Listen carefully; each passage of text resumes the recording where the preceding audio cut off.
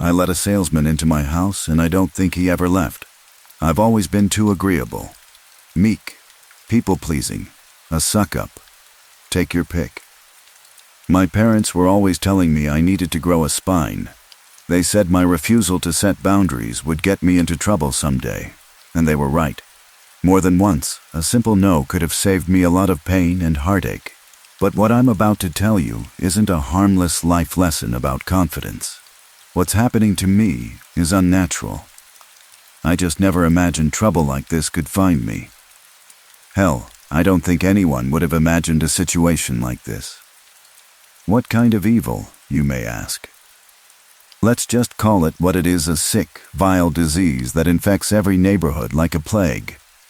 Door-to-door salespeople, the worst of the worst. You know the type. Pushy people that knock down your door and beg you to buy products they don't like or even use.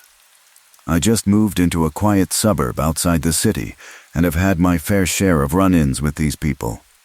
I may not buy what they're selling, but I indulge them nonetheless. Most people slam the door in their faces when they realize what they've opened their door to. If they catch me off guard, I'll hear them out before sending them on their way.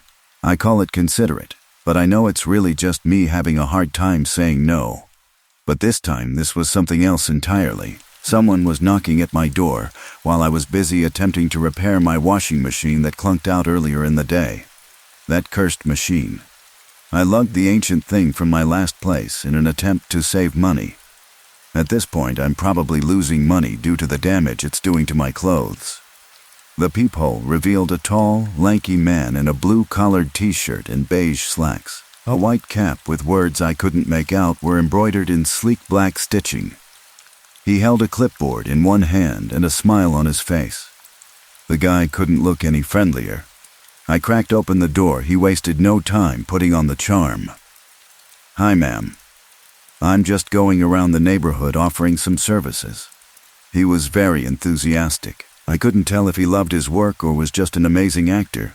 "I gotta say, this has gotta be the nicest house on the block," he said cheerfully. He leaned in as if to tell me a secret. "Don't tell Mary next door," I said that. I told her the same thing. I chuckled dryly and decided the sales pitch was going to end prematurely. Sorry, man, I'm not interested in buying anything today," he frowned and held his hand to interrupt my interruption. The gesture was polite, but annoying. "Ma'am, I'm sorry. I can't leave you in good conscience until I am sure I can't be of service today. Here we go.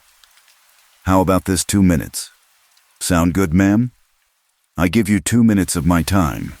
After that, you say no, and I leave. No questions asked. Deal?" He held out a pale hand to seal the deal. A normal person would have said no and closed the door right then and there. Most people have no problem with that. I just feel so bad. I know, it's ridiculous. I just have a hard time hurting people's feelings. Just the thought of disappointing someone gives me a nervous feeling.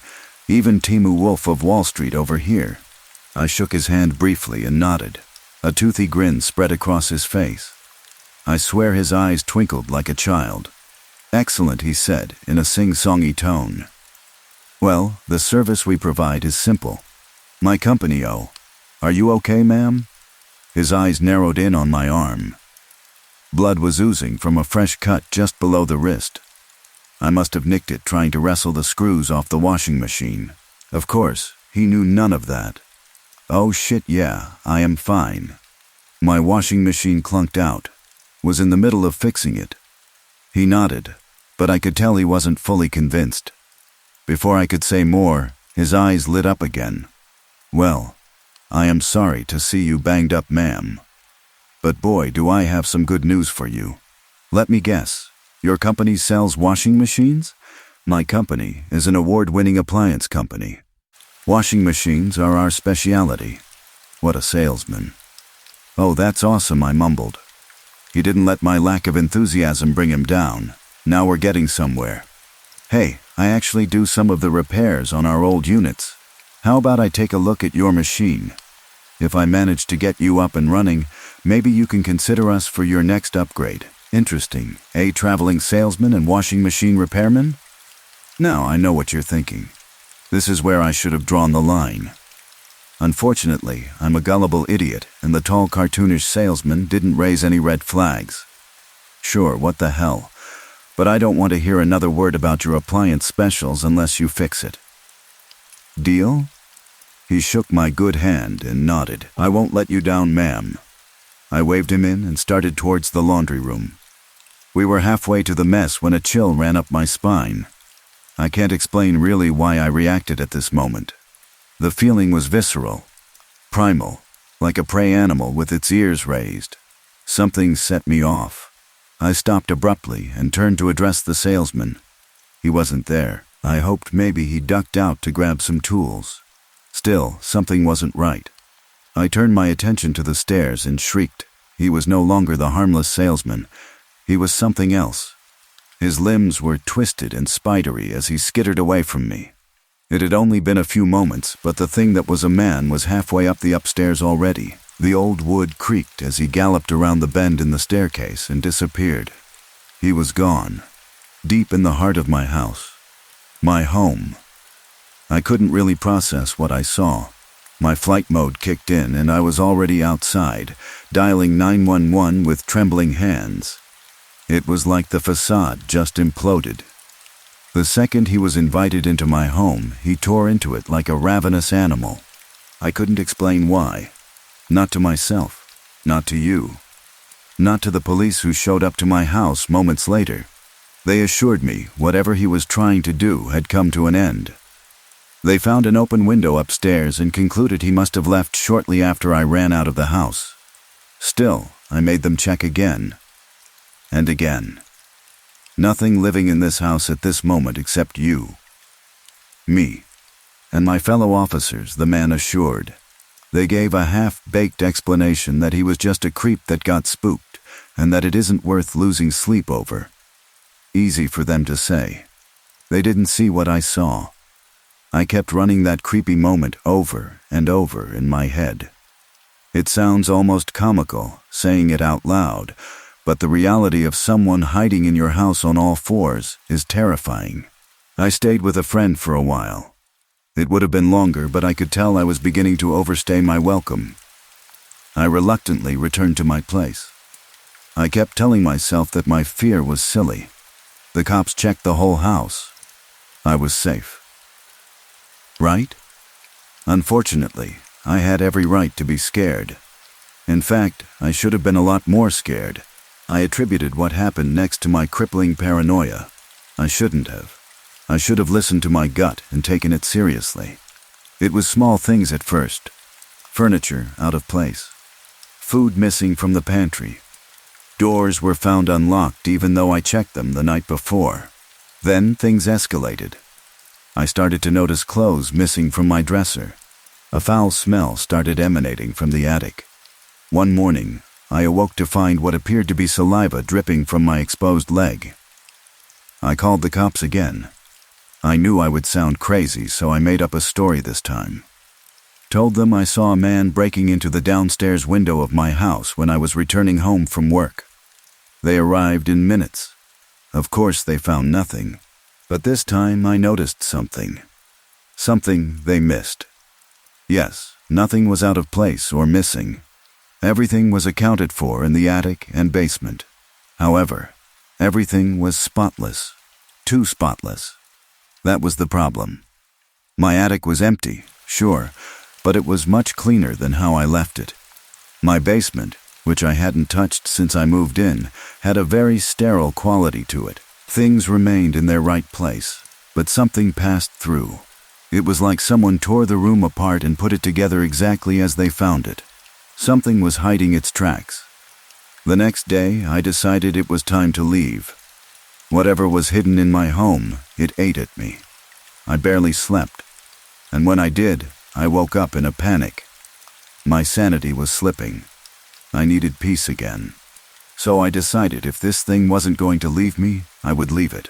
I was packing upstairs when my friend called. I told her to let me know when she was nearby and that I appreciated her coming to pick me up. I didn't want to be alone right now. I lugged my suitcase downstairs and opened the door, anxious to get away from this place I once called home. I waited a few minutes on the sidewalk. To my surprise, her car never pulled up. I went back inside and called her up. She answered on the second ring. "Oh, you ready to talk now?" There was something off about her tone. A mix of anger and fear. "What do you mean?" "I told you to call me when you were close," I stammered. "Why didn't you say anything? You really freaked me out." The fear in her voice was undeniable now. My stomach dropped. I got that eerie feeling again.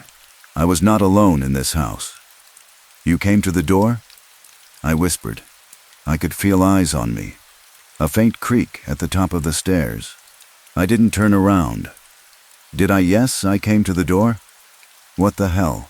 Are you feeling okay?" And I answered. I calmly picked up my bag and started for the front door again. I didn't want it to sense that I knew it was there. I swear I could hear faint giggling from the staircase. "Yes?" "You just stood there smiling. You really freaked me out." I could hear it getting close now. It was no longer the agile thing that ran up my staircase that fateful day. Whatever facade it was wearing restrained it somehow. I could hear its clumsy limbs slapping against the stairs. This was my only chance. "Something is wrong, come back now," I yelled into the phone. I blindly grabbed the first piece of furniture I could reach and pulled it down behind me, my heart racing as I tore out the front door. Just a few feet behind me, something smashed into the blockade and released a guttural howl. I shifted focus to the suburb and saw my friend's car peeling down the street to my left. I didn't wait for her to slow down before running up and banging at the window. The car screeched to an abrupt stop and she shot me a bewildered look. "Geez, what is going on with you today?" She snapped and unlocked the passenger door. I got in as quickly as possible and told her to drive. I looked back, fully expecting to be ripped out of the seat by whatever chased me out of the house. Nothing. All I could see was the short stretch of lawn and my home sitting peacefully among the rest of the suburb. The only thing out of place was the open door and silhouette of upturned furniture within. As we made our escape, something gnawed at me. At first, I told myself I imagined it, a trick of the light or some fear-induced hallucination. Now, I am not so sure. While the car peeled away, I thought I saw something in the rear view. Peering at me over the upturned furniture was a set of eyes. My eyes. We were too far to see it clearly, but deep down I knew it was true. Whatever weaseled its way into my life wasn't just sitting idly. It was consuming me. In my sleep, through my belongings, trying to become me. I pray it didn't succeed. I never should have opened that damn door. That was the last time I saw my house. I sold it and got a new place closer to family. I decided it was best to be surrounded by people I know and trust. My therapist agreed. It goes without saying I never opened my door to an unexpected guest again. I learned my lesson.